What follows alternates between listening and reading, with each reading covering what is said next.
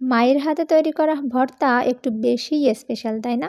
তো hello everyone, আসসালামু আলাইকুম। কী অবস্থা সবার? আশা করি সবাই ভালো আছেন। আলহামদুলিল্লাহ আমিও ভালো আছি। চলেন আজ আপনাদের সাথে একটা ভর্তার রেসিপি শেয়ার করি।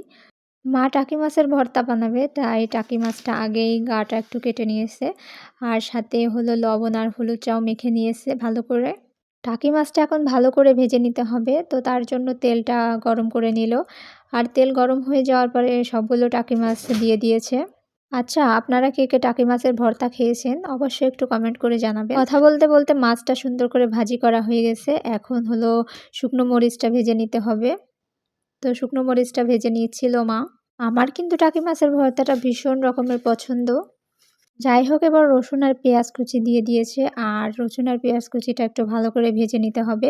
রসুন পেঁয়াজ ভাজি করার জন্য পরিমাণ মতো তেল, লবণ আর হলুদ দিয়ে দিল। তবে এগুলো কিন্তু বেশি কড়া করে ভাজি করা যাবে না।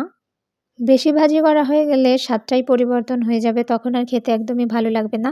যাই হোক, সবকিছু দিয়ে সুন্দর করে নেড়েচেড়ে নিচ্ছিল। আমার কাছে সবসময় রান্না করতে অনেক বেশি ভালো লাগে আর রান্না দেখতেও আমার ভীষণ ভালো লাগে। ভাজিটা প্রায় হয়ে আসছে তখনই কিছু জিরে দিয়ে দিয়েছে, আর জিরে দিলে নাকি খেতে অনেক বেশি মজা লাগে। জিরাটাও সুন্দর করে নেড়েচেড়ে ভাজি করে নিতে হবে। তো এ পর্যায়ে আমাদের ভাজিটা দেখেন হয়ে গেছে আর দেখতেই অনেক লোভনীয় হয়েছে।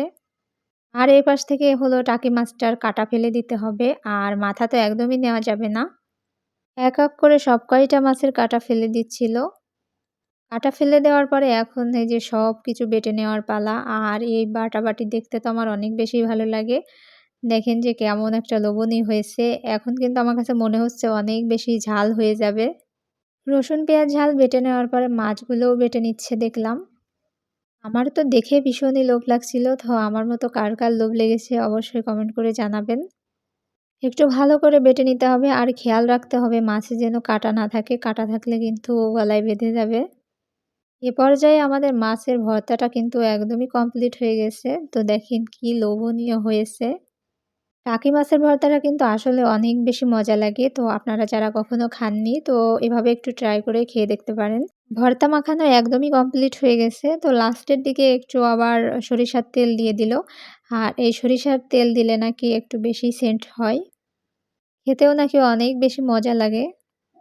তো যাই হোক, ভিডিওটা যদি ভালো লাগে তাহলে অবশ্যই লাইক, কমেন্ট, শেয়ার করে পাশে থাকবেন।